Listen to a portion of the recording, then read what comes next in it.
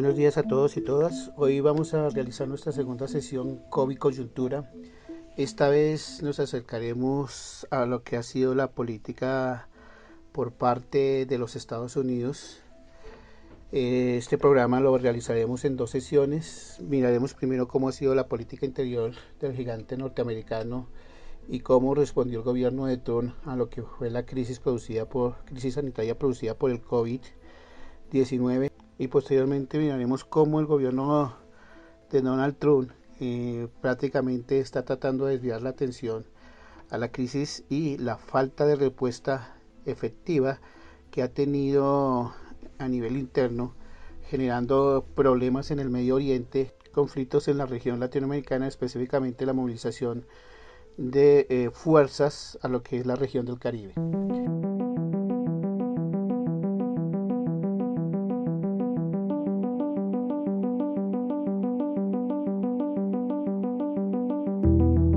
Cuestionar justificadamente la respuesta de los Estados Unidos a la crisis sanitaria del COVID se da por tres motivos. Primero, la negación de la crisis, que en primer instante hizo la administración Trump. ¿Sí? Segundo, la tardanza en responder a implementar medidas. Y tercero, las vacilaciones y contradicciones de la administración Trump, que al igual que Bolsonaro sostenían que era una simple gripa y no se podía sacrificar la economía y la seguridad de la nación norteamericana. Vamos a tener los siguientes elementos de análisis en esta primera sesión sobre COVID y Estados Unidos.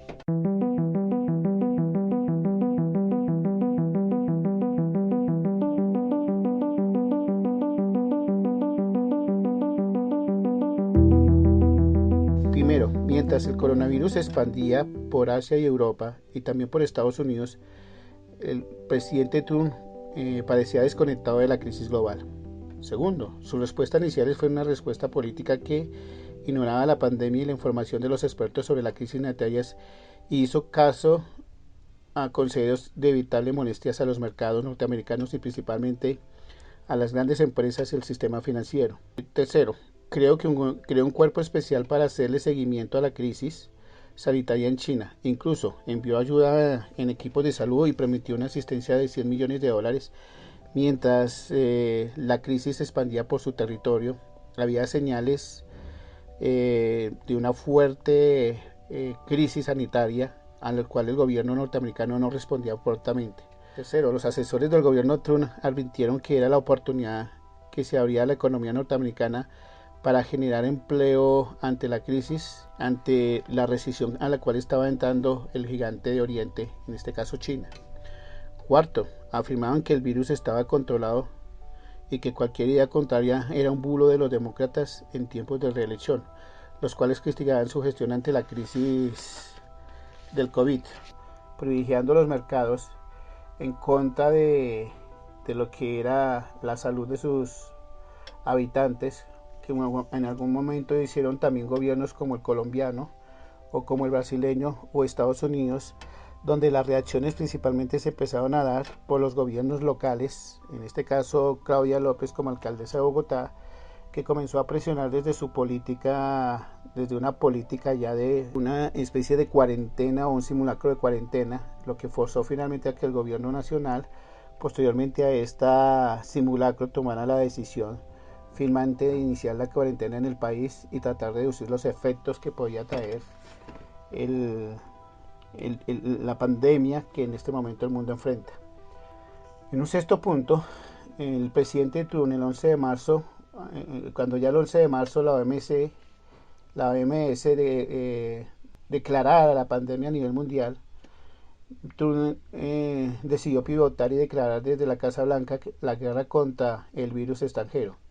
Echó la culpa a China y después a a la Unión Europea, sus aliados occidentales, además de insistir en sus aliados occidentales de haber expandido el virus en el mundo y principalmente la nación norteamericana. Sus aliados en Occidente, además de insistir en el bajo riesgo para los norteamericanos, que para el 11 de marzo todavía no veían ni los gobiernos estatales ni la población norteamericana veían medidas efectivas por parte del gobierno norteamericano ante la crisis que se estaba expandiendo. Y En séptimo, podemos decir que la declaración estuvo impregnada de un discurso nacionalista, evidenciando un cambio de posturas y llevando al consenso a tomar acciones. Entre las decisiones en ese momento que no fueron eficaces estaban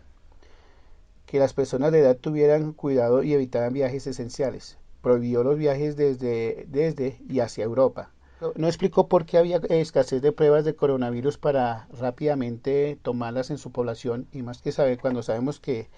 este virus es tan peligroso porque la mayoría de contagiados son asintomáticos y que finalmente son los que terminan expandiendo el virus y generando graves problemas sanitarios y graves problemas en la sociedad. Y nunca habló sobre cómo debían prepararse para la crisis. Este discurso no generó calma, sino aumentó la confusión en los mercados y zozobra los estudiantes y líderes del mundo. En este sentido, la reacción se dio posteriormente al declarar la emergencia nacional. Ya semanas posteriores se declaró la emergencia nacional por parte de Trump y ya no podía atravesar infravolar el virus extranjero. Ya las cifras eran totalmente alarmantes en la nación norteamericana, lo que originó una política de ayuda donde todas las fuerzas políticas norteamericanas llegaron a consensos. Este caso quiere decir que cuando hablo de las fuerzas políticas norteamericanas son los dos partidos políticos, los empresarios, el sistema financiero, el Tesoro norteamericano y junto al gobierno comenzaron a diseñar una política de ayuda con una fuerte presencia del Estado norteamericano en todos los sectores de la economía. Entonces, la política estuvo enfocada principalmente, la política económica estuvo principalmente enfocada, ¿sí?, ante las señales de recesión que se avecinaban y donde las cifras son totalmente desalentadoras, donde para muchos analistas económicos norteamericanos el 30% van a tener más o menos un 30% de desempleados, que va a ser una cifra 3 veces superior a la crisis del 2008, donde se avecinan cierres de empresas y crisis en el sistema financiero, lo que está dando fuertes señales de que esta economía está entrando en recesión. Las medidas se enfocaron a, por un lado, asegurar que la población no pierda el empleo, no sufra las consecuencias de perder el seguro médico o su casa y declararse en bancarrota. 2. Que las empresas colapsen definitivamente, por eso es una fuerte política por parte, como con recursos del Estado, de empezar a financiar las empresas norteamericanas, ¿sí? Y 3. El sistema financiero siga funcionando para proporcionar crédito a compañías y personas. Este paquete de ayudas impulsado por el gobierno nacional, el Congreso y el Tesoro Nacional fue de difícil aprobación, ya que hubo dos fuertes tendencias en el Congreso norteamericano, ¿sí?, de cómo se debían implementar este paquete de ayudas para solventar la crisis que avecinaba y la recesión en la que está entrando la economía norteamericana. De un lado, los republicanos consideran que las ayudas a los trabajadores era demasiado generosa y desincentivaría hacia futuro el trabajo. De otro lado, los demócratas objetaron rescatar a empresas que dedicaron gran parte de sus ganancias a compra de acciones. Estoy haciendo referencia a cómo los recursos del gobierno norteamericano ante la crisis del año 2000, en la crisis del año 2008, ¿sí?, mucha de esta asistencia norteamericana, lo que hicieron las empresas fue utilizar estos recursos para comprar acciones en la bolsa de valores en vez de invertir o subir sueldos a sus trabajadores y mejorarles sus condiciones y bienestar. En vez de lo anterior, deja de entrever dos posturas políticas y económicas entre una tendencia neoliberal, que es la primera, que es la tendencia ortodoxa que lideran siempre, inclusive los republicanos más recalcitrantes, a la vez que también los más moderados, y otro es cercano a las ideas y tesis keynesianas del New Deal, que es la forma en que los demócratas, inclusive desde el gobierno de Obama, han implementado programas económicos principalmente para asistir o hacer presencia en aquellos sectores más vulnerables por parte del Estado, en aquellas poblaciones más vulnerables por parte del Estado, y que ha sido una constante prácticamente desde los últimos gobiernos demócratas. Finalmente ambos partidos ante la crisis sanitaria se dieron en su posición. Por un lado aceptando el beneficio a los desempleados, los republicanos, y la provisión de las empresas de comprar acciones mientras dure la crisis por parte de los demócratas. En todo caso, el Estado norteamericano ha respondido rápidamente a la crisis. Inclusive los republicanos aceptaron rápidamente que el papel del Estado era esencial en esta coyuntura y aprobaron medidas económicas muy cercanas a las posturas de Keynes, aceptando políticas de gasto público para enfrentar y de esta manera evitar la recesión económica. Entonces, empezamos a concluir cómo esta crisis sanitaria cuestiona el paradigma dominante económico dominante en la nación norteamericana. Cómo es clave que los estados, los gobiernos y los economistas comiencen a reevaluar totalmente el paradigma neoliberal dominante o de mercado, ¿sí? Y porque no va a ser esta crisis no va a ser pasajera, es una crisis de largo alcance, hasta como dicen los expertos, hasta que no tengamos una vacuna para que definitivamente se logre solventar la crisis sanitaria que actualmente enfrenta el mundo, y pensando en futuras crisis mucho más estructurales y muchas más profundas que se nos pueden avecinar en un futuro próximo. Es clave que empecemos a cuestionarnos totalmente el paradigma imperante del mercado a nivel global y que los estados y sus gobiernos se preocupen por reconstruir el sistema sanitario y educativo. Y dos, empiecen a invertir grandes sumas de sus ingresos a partir de una infraestructura social física donde los países tengan la suficiente solvencia en estos aspectos para enfrentarse a futuras crisis venideras.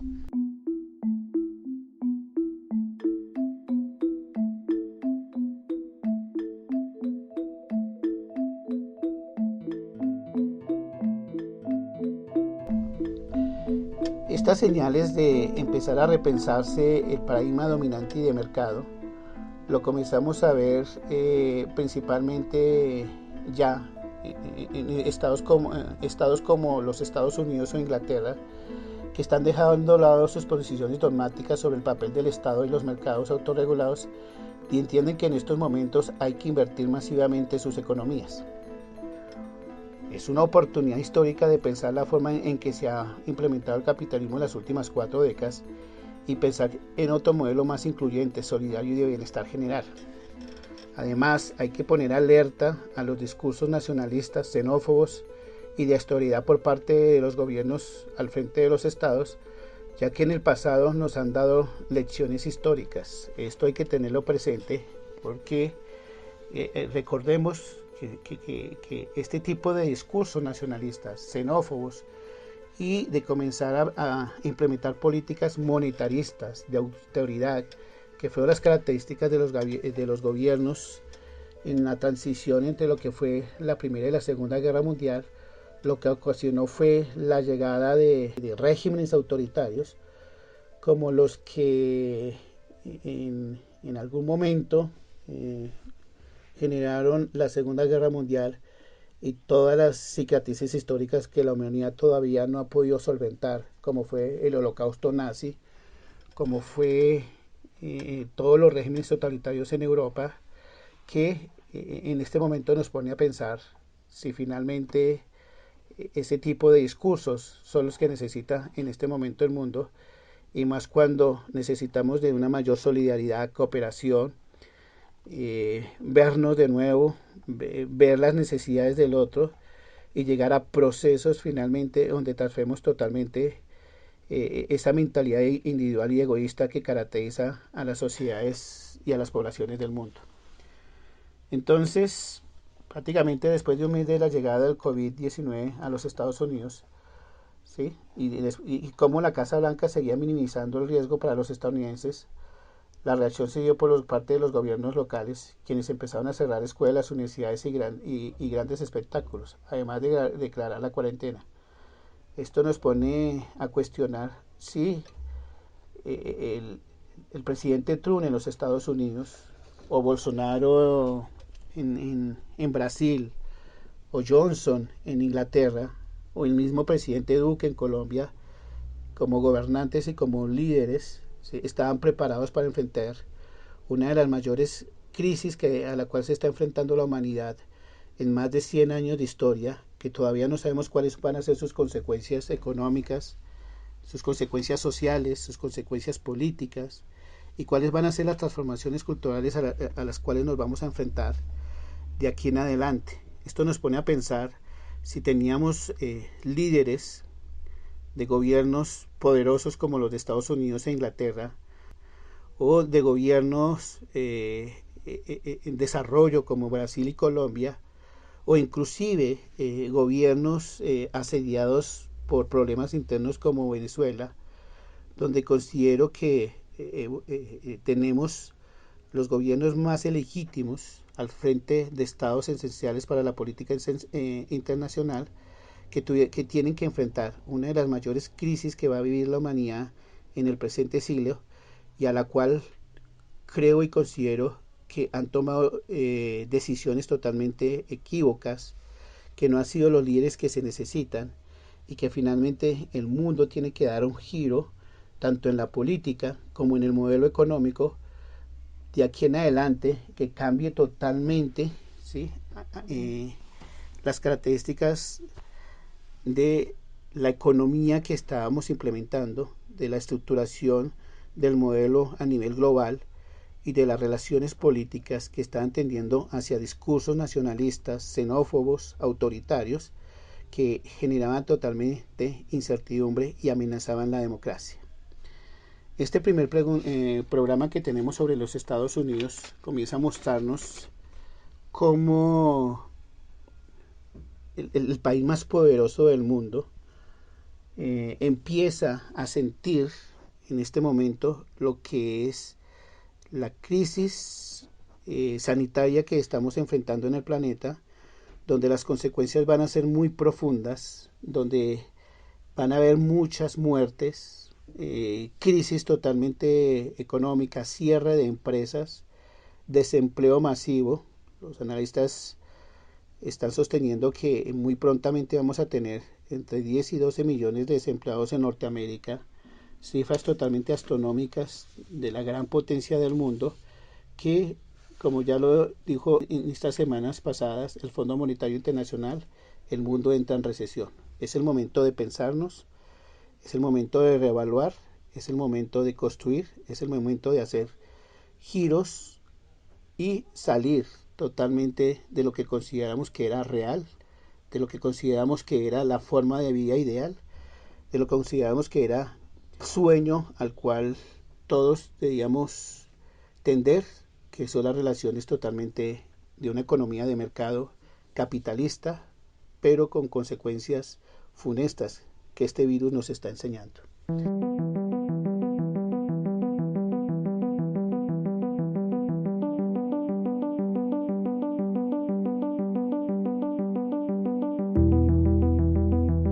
En el próximo programa vamos a mirar lo que ha sido la política de Donald Trump al frente del gobierno norteamericano en el orden internacional, las tensiones que ha abierto de nuevo con China, ha abierto de nuevo con Irán y en el Medio Oriente, ha elaborado todo un programa para